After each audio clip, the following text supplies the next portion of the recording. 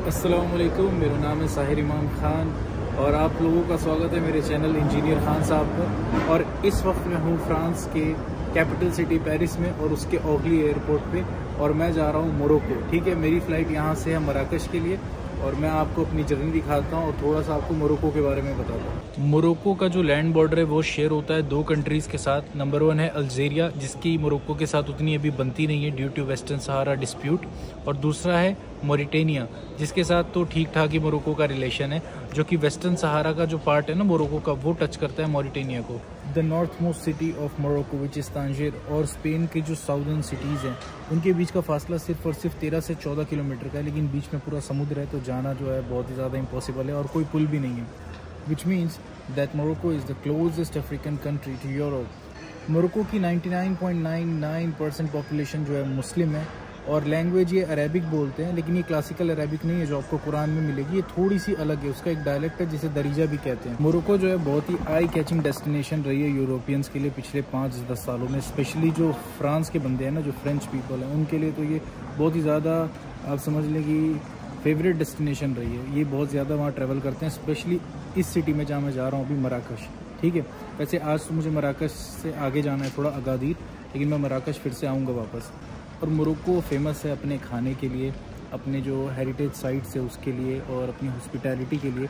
और मैं तो एक दफ़ा और मोरक्को आ चुका हूँ इससे पहले 2023 में, उस वक्त भी मुझे मोरक्को कमाल का लगा था, इसलिए मैंने डिसाइड किया था कि मैं दोबारा हूँ। तो पिछली बार मैंने कासाब्लांका, तांजीर और रबात विज़िट किया था, इस बार मेरी आइटनरी थोड़ी सी डिफरेंट है, तो इस बार आपको मैं दिखाता हूँ इस सीरीज़ में। अभी इतनी इन्फॉर्मेशन मोरक्को के लिए मेरे हिसाब से काफ़ी हो गई है। ठीक है, अब थोड़ा मैं फ्रांस के बारे में बताता हूँ। अच्छा, अब अगर आपको ओरली एयरपोर्ट आना है ना, तो उसके लिए नॉर्मल टिकट जो आप लेते हो फ्रांस से, वो वाली काम नहीं करेगी 2.5 यूरो की। मैंने अभी टिकट ली है 14.5 यूरो की। मैं आपको दिखाता हूँ दोनों में क्या फ़र्क है। अच्छा, एक और बात मैं बता दूँ, अगर आपने 2.5 यूरो वाली ले ट्रेन बोर्ड कर ली, तो इधर जब आप एयरपोर्ट पे आओगे ना, इधर सिक्योरिटी रहती है, वो आपको आने नहीं देंगे, फिर आपसे परचेज़ करवाएंगे। तो कुल मिला के आप 16.5 या 17 यूरो की टिकट ले लोगे। इससे बेहतर है कि वो 14-14.5 यूरो की टिकट ले लेना, फिर आना। मैं डिफरेंट दिखाता हूँ, देखो मेरे पास दोनों टिकट अभी हैं। ये देखो, ये जो टिकट है ना, ये 14.5 यूरो की, देखो नीचे रेट लिखा हुआ है राइट साइड में। ठीक है, और ये ओरली एयरपोर्ट तक जाती है। और ये वाली जो टिकट है, ये नॉर्मल टिकट 2.5 यूरो की। इसको लेके आप एक स्टॉप से दूसरे स्टॉप पे जा सकते हो। देखो मैं यहाँ ओरली एयरपोर्ट पे बैठा हूँ, इंतज़ार कर रहा हूँ, और आसपास मेरे ड्यूटी फ्री की शॉप्स हैं। अच्छा, अभी ना मैं बोर्ड करने जा रहा हूँ। ठीक है, उससे पहले कुछ बात शेयर करनी थी। इस बार का एक्सपीरियंस बहुत टफ था यार पेरिस एयरपोर्ट का। काफ़ी ज़्यादा लाइन में लगना पड़ा, प्लीज़ जैकेट वैकेट उतार के चेकिंग की, जो कि कभी होती नहीं थी पेरिस में। पर अच्छी बात है, सिक्योरिटी मेजर्स अगर ये ले रहे हैं तो। सबसे बड़ा मसला क्या हुआ है, मैंने ट्रांसविया एयरलाइंस बुक की थी, ट्रांसविया या ट्रांसविया, आई डोंट रिमेंबर, मैं चेक करके बताता। हाँ, तो इसका नाम है ट्रांसविया। ठीक है, और उसमें क्या था कि ना चेक इन लगेज था ना कैबिन लगेज था। कैबिन लगेज वो होता है जो आप लगेज सबमिट करते हो, जो आपको पहुंचने के बाद मिलता है। चेक इन लगेज को हैंड लगेज जिसको आप लोग नहीं कहते, वो। अब इन्होंने तीसरा लगेज निकाल दिया है, small luggage which can fit inside your under your seat. अब ये वाली कैटेगरी में मेरे पास एक था, और कैबिन लगेज भी नहीं था मेरे पास, चेक इन लगेज भी नहीं था, मतलब मेरे टिकट में ही नहीं था। सीधे से मैं ये लगेज लेके आ गया, इसको देखो। और मैंने जब देखा, मैं लाइन में लगा था कि वो सबसे ना वो फिट करवा रहा है, वो छोटा सा केबिन था उसमें फिट करवा रहा है कि अगर तुम्हारा फिट हो रहा है तभी इसको हम स्मॉल लगेज कंसीडर करेंगे, वरना इसको तुम लगेज में डालो, पैसे दो। यार मुझे लगा कि अब मोरक्को की ट्रिप स्टार्ट होने से पहले ही अब आधा बजट निकल जाएगा मेरा इसका पे करने में। जो कतर में एक बार हुआ था मेरे साथ, 25,000 पे किए थे मैंने 10 किलो के। तो फिर मतलब मैं अब सोच लिया कि अब क्या कर सकता, बंदा फेंक तो नहीं सकता मैं सामान, यूरोप में हूँ। फिर मैंने मन बना लिया था कि चलो यार ख़राब ही जाएगा, अब क्या कर सकते हैं। मैं सोच रहा था कि अगली फ़्लाइट के लिए ना 30 यूरो दे के ख़रीद लूँगा। फिर पता नहीं, उसने देखा ही नहीं मेरा, उसने पूछा लगेज नहीं आपके पास, मैंने कहा नहीं यार। तो फिर उसने कहा कि एक काम करो तुम जाओ, पता नहीं कैसे कर दिया, किसी को नहीं जाने दे रहा था, मुझे जाने दिया। और आज एक और अजीब सी चीज़ हो रही है, जो मेरे से मिल रहा है इंग्लिश में बात कर रहा है, मेरे शक्ल देखते ही वो इंग्लिश में स्विच हो जा रहा है फ्रेंच से, मुझे पता नहीं ऐसा क्यों हो रहा है। ठीक है, मैं हो रहा हूँ अपनी फ़्लाइट के लिए लेट, और मैं आपको अपनी जर्नी दिखाता हूँ मराकश तक की। ये देखो भाई, एयरपोर्ट है ये, यहाँ पे PS5 लगा है, यहाँ पे बंदे वेट कर रहे हैं सारे। मेरा जो है 24 नंबर गेट है, वहाँ मैं जा रहा हूँ चल के। और ये देखो, इसी प्लेन से जाना है मेरे को। अभी दुख की बात यह है कि मेरी फ़्लाइट हो गई है मिस, और मिस में लेट नहीं हुआ था, इन्होंने बोर्ड करने से डिनाई कर दिया, क्योंकि मेरे पास मोरक्को का प्रिंटेड वीज़ा नहीं था। वो प्रिंट होना चाहिए वीज़ा, तभी आप बोर्ड कर सकते हैं फ़्लाइट, ऐसा। तो मुझे आके वो कह रहा था बंदा कि यार तुम नाराज़ मत हो। मैं कहा मैं नाराज़ नहीं हो रहा, अब कोई ना कोई खैर होगी किस्मत में कि अल्लाह ने छुड़वा दी फ़्लाइट, ठीक है। ये मेरा लगेज पड़ा है और वो मेरे सामने ना एक और बंदी बैठी है, देख रहे हो, उसकी भी छूट गई फ़्लाइट। उसकी मतलब छूटी किसी की नहीं है, बोर्ड नहीं करने थे, उसको नहीं करने दिया क्योंकि उसने कहीं से वाया फ़्लाइट ली थी, तो बीच में पड़ता है शायद मराकश, तो उसके पास उधर का वीज़ा नहीं था, मतलब उसने कहीं और की बुक की थी अपनी अफ्रीकन कंट्री की, और ये कनेक्टिंग थी वहाँ से, तो वहाँ से इसको चेंज करनी थी फ़्लाइट, तो वैसे तो अलाउ नहीं होता। इसलिए इस पर तो मैंने वीडियोस भी बनाई थी सऊदी अरब में कि इसको अच्छे से ध्यान से पढ़ना। यार पता नहीं ये वीज़ा प्रिंटेड वाला क्या सीन है, मतलब मैंने तो पॉलिसी पढ़ी उसमें तो कुछ नहीं था ऐसा, लेकिन अभी बोल रहा है कि अपडेट आ गया, नया अपडेट आ गया। मुझे नहीं पता कितना नया अपडेट है, क्योंकि लास्ट ईयर मैंने ट्रैवल किया था ई वीज़ा पे, तो एज़ ऑफ नाउ मेरे पासपोर्ट पे थप्पा लग गया है इमिग्रेशन पे कि मैं फ़्रांस एग्ज़िट कर चुका हूँ, लेकिन एक्चुअली मैं अभी फ़्रांस में बैठा हूँ। तो देखते हैं अभी क्या प्रोसीजर होता है। ये भी एक अलग ही मज़े है, पता है, थोड़ा पैसे का नुकसान होता है पर ठीक है, पर एक नया एक्सपीरियंस है, देखते हैं अभी क्या होता है ना। और भाई इतना घटिया सिस्टम है, इतना घटिया सिस्टम है, मैं बताता हूँ भाई। जब बंदा एयरपोर्ट पे घुसा है, तुमने उसकी चेकिंग की, उसका इमिग्रेशन कर दिया, उसका इमिग्रेशन हो गया, मेरे को बोर्डिंग पास अलॉट कर दिया, तब इनको याद नहीं आया कि भाई तेरे पास प्रिंटेड वीज़ा नहीं। उस समय बताते तो मैं कहीं से कुछ अरेंज भी करता, वैसे मैं कर तो तभी भी नहीं पाता मैं, टू बी वेरी ऑनेस्ट। यहाँ इंडिया नहीं है कि कोई भी आपको कुछ कर दे। ये मुझे आके यहाँ पे बता रहे हैं जस्ट बोर्डिंग से 2 मिनट पहले, मतलब 10 मिनट बचा है गेट बंद होने में, और बोर्ड कर रहे हैं जल्दी जल्दी पैसेंजर्स को, तब बता रहे हैं। फिर मुझे कहता है कि जाओ तुम पुलिस स्टेशन जाओ, वहाँ से देखो कि अगर वो प्रिंट कर दे। मैं भागता भागता गया पुलिस स्टेशन यानी इमिग्रेशन कंट्रोल के पास, काफ़ी दूर है, तो उसने कहा कि नहीं हम तो ये करते ही नहीं है, ये तुम्हें किसने कह दिया कि हम प्रिंट कर देंगे वीज़ा। तो मैं कहा कि एयरलाइन वाले कह रहे थे। अब वो कहते हैं कि नहीं तुम एयरलाइन वाले से पूछो। मैं इधर आया तो वो कहती है कि नहीं मैं तो कर ही नहीं सकती, मेरे सिस्टम पे तो वो होता ही नहीं है। पर यार ये सिस्टम बड़ा फालतू है। फिर अभी वो बंदा आके मुझे यही बात कह रहा था जिसने मतलब बोर्डिंग डिनाई की मेरी, वो कह रहा था कि ये इनका सिस्टम बड़ा घटिया है भाई। अगर कोई बंदे के पास वीज़ा में कोई फ्लॉ है, ठीक है, मतलब उसके पास वीज़ा है, प्रिंटेड नहीं है, होटल बुकिंग नहीं है, मतलब कुछ भी जो तुम्हारे चुतियापों में से कोई एक चुतियापा मिसिंग है, तो ये तुम पहले बता दो ना। मतलब ये चीज़ अगर मुझे पहले पता होती तो मैं इतना एफर्ट नहीं लगाता, मैं शायद उस समय कुछ देखता जब मेरे हाथ में 1 घंटा था। अब क्या बता रहे हो भाई, जब 10 मिनट भी नहीं है फ़्लाइट में। अब आसान है, अब क्या है, लीगल फॉर्मेलिटीज़ हैं कि भाई चलो अब वापस एंट्री लो फ्रांस में, अब जाओ उसके डेस्क पे दूसरी फ़्लाइट का पे करो, तो वो तो मैं ऐसे भी कर देता।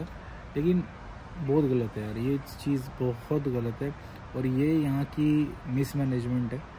ये सारी चीज़ें अमेरिका वगैरह में नहीं होती, ये तो साला इंडिया में भी नहीं होती। पता नहीं यहाँ पे क्या हो गया इनको, पर देखते हैं भाई। तो मतलब मेरा कहना भी सही है कि इमिग्रेशन तुमने मेरा कर दिया फ्रांस से एग्ज़िट, तुमने चेक भी नहीं किया कि मैं वो क्राइटेरिया फुलफ़िल कर रहा हूँ कि नहीं जिस कंट्री का मैं जा रहा हूँ, और तुम इमिग्रेशन पे मेरा वीज़ा नहीं चेक करोगे। मतलब तुमको बस है कि भाई तू निकल बस यहाँ से, और वहाँ पे क्या चेक कर रहे हैं लोगों का कि वहाँ का पासपोर्ट असली है कि नहीं।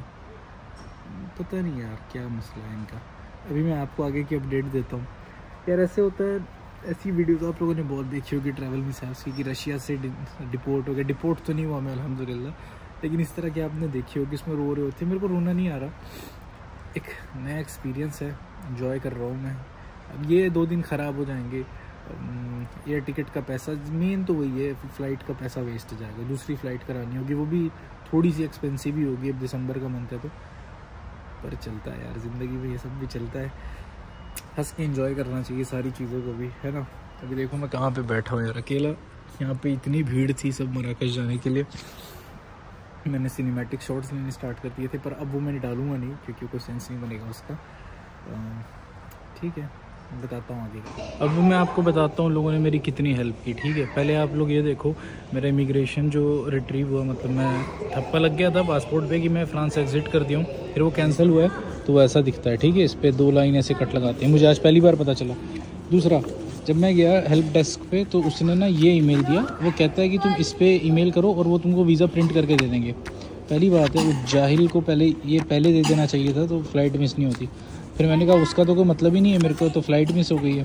फिर उसने ये कॉल सेंटर का नंबर दिया और कहता है कि इस पर कॉल करो, और अगर पॉसिबल होगा तो ये तुम्हारा रिफ़ंड करेंगे मैक्सिमम 40%, ठीक है। वो भी टैक्सेस के जो पैसे होते हैं वो रिफ़ंड करेंगे। अब मैंने इस पर कॉल किया तो 1 दबाएँ 2 दबाएँ जो नहीं होता हिंदी में, तो उसमें तो ऑप्शन ही नहीं आ रहा था रिफ़ंड वाला।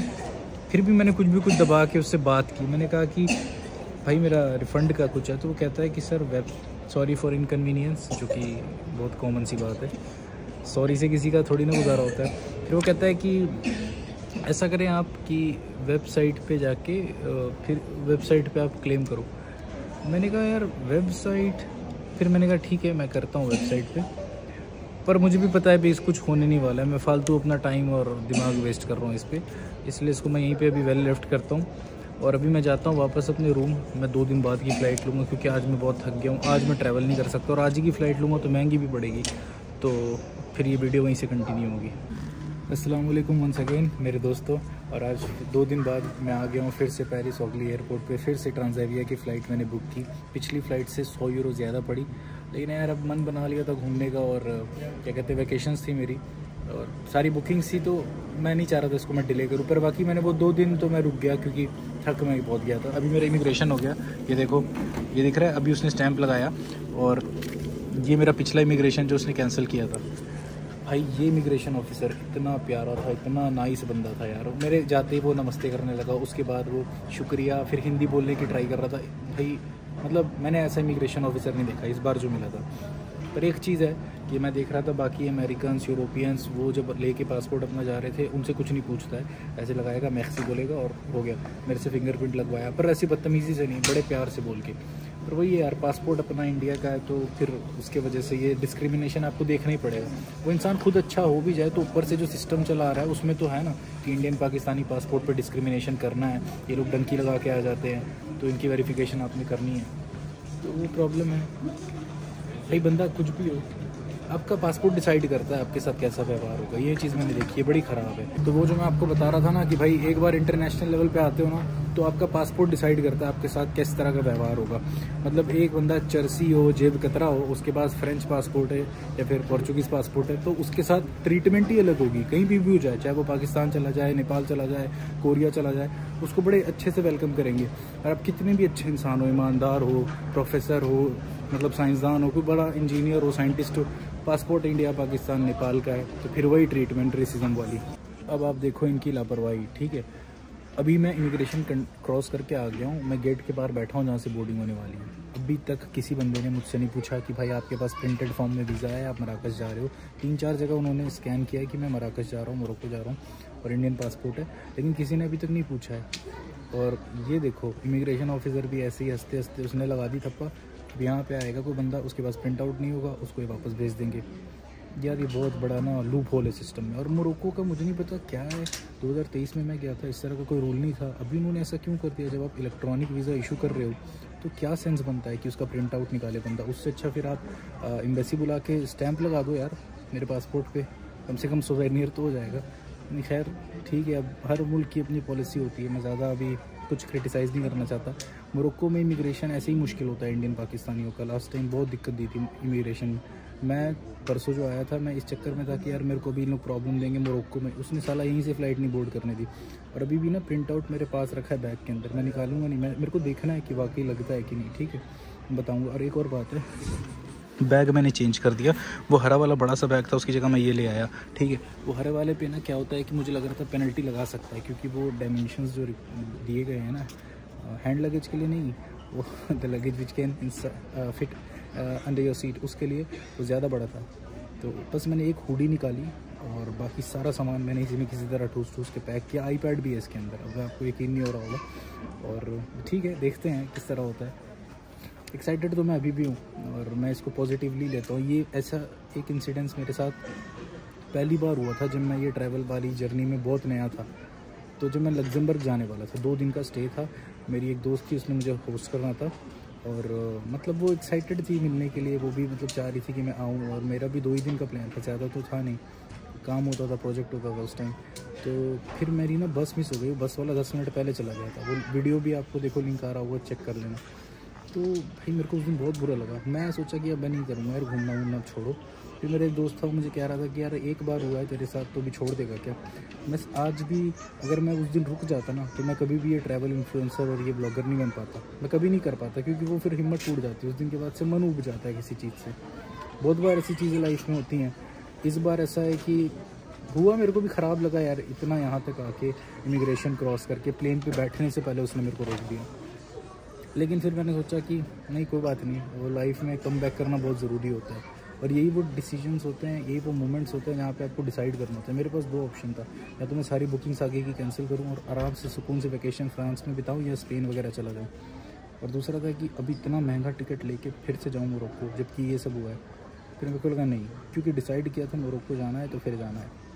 और ये सिर्फ ट्रैवल में नहीं, ये अप्रोच मैं अपनी लाइफ में हर चीज़ में रखता हूँ, और लोगों को भी रखनी चाहिए, मैं ये सलाह दूँगा, क्योंकि इससे बहुत फ़ायदा होता है। इससे ना बहुत रेजिलिएंट बन जाती हूँ। ठीक है, मैंने ज़्यादा ज्ञान दे दिया अभी, और अभी 1.5 घंटा बाकी है, मैं यहाँ पे बैठा हूँ, और उसके बाद मैं देखता हूँ कि क्या होगा। मैं आपको बताता हूँ कि वो मुझसे मांगते हैं कि नहीं इस बार, क्या पता इस बार यहाँ ना मांगे, जाके मोरक्को में मांग लेगी भाई ला प्रिंट। मैंने अपनी होटल बुकिंग और वीज़ा का प्रिंट बहरहाल निकालवा लिया है, तो उसकी मेरे को कोई टेंशन नहीं है।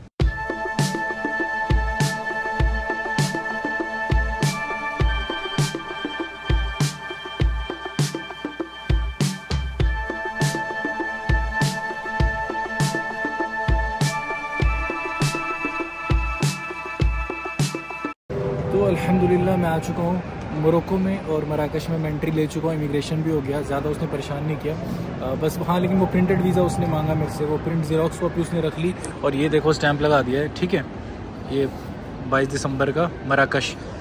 तो अब आज का भी दिन लगभग वेस्ट हो गया, अभी 7:30 या 7:45 हो रहा है। पर ये यूरोप होता तो सब बंद हो जाता है, लेकिन यहाँ मोरक्को है तो सब चीज़ें खुली रहती हैं। और मराकश से अब सिटी जाना है, मतलब एयरपोर्ट तो शहर के बाहर होता है, तो उसका चार्ज है 100 दिरहम, मतलब कि इंडियन रुपीज़ में बताऊँ 1000 रुपया बना, और यूरो में 10 यूरो बना। ठीक है, तो ऐसा समझ लें कि मैं अभी पूरी सीरीज़ में दिरहम में बात करूँगा, तो 1 दिरहम 10 रुपया होता है। ठीक है, और 10 दिरहम 1 यूरो होता है, बस इतना समझना है। तो ठीक है, अभी होटल की बुकिंग्स वगैरह का भी मैंने प्रिंट आउट लिया था, उसने ज़्यादा नहीं चेक किया, खाली ऊपर से देखा, और मेरा प्रोफेशन पूछा, स्टूडेंट वीज़ा था मेरे पास फ्रांस का, तो दे दिया उसने यार, ज़्यादा नहीं किया। लेकिन हाँ, बाकी लोगों के कंपेयर में थोड़ा ज़्यादा टाइम तो लिया, अजीब चीज़ें वेरीफाई करते हैं, उनको ये भी शक होता है कि साला वीज़ा ही नकली ना लगा दे फ्रांस का, तो और सिक्योरिटी चेक भाई इतना होता है। अभी इमिग्रेशन स्टैम्प मारा है, फिर आगे जाके आपको दिखाना है कि स्टैंपिंग हुई है, फिर निकलने देगा, अभी एक और चेकिंग करानी है मुझे। तो ठीक है, मैं ये सारी चीज़ें कराता हूँ, फिर रूम जाता हूँ, उसके बाद कुछ खाऊंगा। ठीक है, ये देखो सिम ले लिया मैंने मैरोक टेलीकॉम का, मतलब मैरोक टेलीकॉम कह लो इंग्लिश में। ठीक है, तो ये सिम में मुझे क्या दिया है पता है, ये सिम में मुझे 20 GB की कॉल है, और 2.5 घंटे तक का इंटरनेशनल और नेशनल कॉलिंग है। ये देखो बाहर निकल गया हूँ मैं एयरपोर्ट से, देखो एयरपोर्ट कितना मस्त है, और ये टैक्सी स्टैंड है ना, वो अभी लाइट नहीं आ रही तो दिख नहीं रहा होगा अच्छे से। ये देखो मैंने 2 चीज़ें ली, एक पानी बोतल है और एक चिकन सैंडविच है। ये पड़ा मुझे 60 मोरक्कन दिरहम का, विच मीन्स 6 यूरोज़। तो बहुत महंगा, लेने का फ़ायदा नहीं है, पर मुझे भूख लग रही थी तो मैंने ले ली। एक प्यारी सी बिल्ली आके बैठ गई यहाँ पे, देखो जा ही नहीं रही है जब से, खाना देख रही है मेरा, शायद इसको खाने को चाहिए। इसको ना मैंने वो ब्रेड का टुकड़ा डाला, खा नहीं रही थी, चिकन डाल रहा हूँ तो खा रही है, देखो चिकन डाल रहा हूँ यार, एयरपोर्ट का चिकन है यार, क्या कर रही है, बहुत महंगा होता है, मत खा। फिर से इसको चाहिए, पता नहीं कितना खिलाना होगा। अच्छा है भाई, मेरे को मिल गई टैक्सी। ठीक है, फाइनली मैंने ले ली, और इधर टैक्सी बुकिंग का सिस्टम बहुत इजी है, आपको एयरपोर्ट पे ही लोकेशन अपनी बतानी है, फिर वहाँ कार्ड से आप पे करो तो एक रिसीट निकल के आती है, जिसमें ड्राइवर नंबर और गाड़ी का नंबर होता है, फिर वो आपको लोकेशन तक पहुँचा देता है। ये बहुत ज़्यादा अच्छा है, बजाय उसके जो मैं इजिप्ट में देखा था जहाँ पे इतने स्कैम्स होते हैं, तो मेरा ख्याल है ये ज़्यादा अच्छा है, ये मैं प्रेफर करता हूँ। तो ये बस मैं पहुँचता हूँ, मेरा एक दोस्त है मैं उसके पास जा रहा हूँ। वैसे मेरी होटल बुकिंग भी है, पर वो कह रहा था तुम पहले मेरे पास आ जाओ, खा हुआ लेना थोड़ा, या फिर जाना अपने होटल पे। मैंने कहा ठीक है मैं आता हूँ। वो आ रहा था मुझे लेने, पर मैंने उसको मना कर दिया, क्योंकि 30 मिनट का रास्ता है, रात हो रही है अभी, 8 साढ़े 8 हो रहा है, तो मैंने कहा इतनी ठंड है, ज़रूरत नहीं यार, किसी को परेशान करना अच्छी बात नहीं है। मैंने कहा कि मैं आता हूँ, तुम रुको वहीं पे। तो इसका चार्ज किया मुझसे 142 Moroccan dirham, which is around 14 euros, and it's quite expensive. But वो चीज़ ऐसी है कि यार अब टूरिस्ट हो तो फिर वो तो सहना ही है, इतना नहीं है, मोरक्को इतना एक्सपेंसिव नहीं है। ये रेट जो इसने चार्ज किया ना, यूरोप वाला रेट है। तो मैं जो आप लोग को बता रहा था ना कि मेरा एक दोस्त आने वाला है, तो finally I meet him, and his name is Umar, and he is a physiotherapist. Okay, and thank you so much Umar for hosting me over here. और उसके बाद उसके बाद मैंने ना कैश निकाला है मोरक्को का, and see how Moroccan currency looks like. This is the highest note, ये 200 दिरहम है और इससे ऊपर की नोट नहीं होती। तो मैंने फ्रेंच के बैंक अकाउंट से ही जो कार्ड मिलता है ना उसी से निकाला था, पैसे मेरे पास ख़त्म हो गए थे। तो अभी प्लान ऐसा है, यहाँ थोड़ी देर वेट करेंगे, फिर कुछ खाने जाएंगे, फिर आगे कुछ अगर अपडेट होगी तो देता हूँ, वरना वीडियो कहीं पे कर देंगे ख़त्म। तो अभी भाई ने मेरे को ना एक चाय दी थी मोरक्कन टी, वो भी आपको पता ही है कैसी होती है और बहुत अच्छी थी। और इसके बाद अब यहाँ पे PlayStation 5 रखा हुआ है और अभी PlayStation 5 खेलेंगे। उसके बाद मैं जाऊँगा जो जहाँ पे मेरा बुकिंग है वहाँ पे, जो कि सेंटर में है, मतलब कि जिसको मदीना कहते हैं, शहर के बीचों बीच है। ये जो है ना, ये एयरपोर्ट और शहर के बीच में इसका घर है, ठीक है।